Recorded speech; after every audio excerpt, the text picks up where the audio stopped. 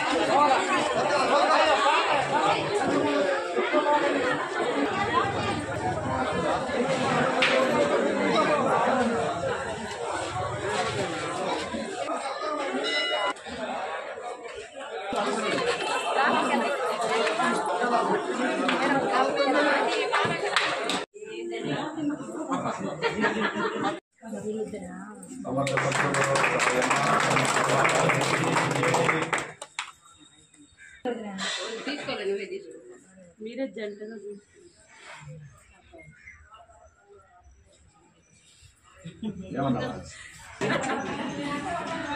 నేనంటే సుమంగళి భవ డబ్బులు నాకు ఇవ్వాలా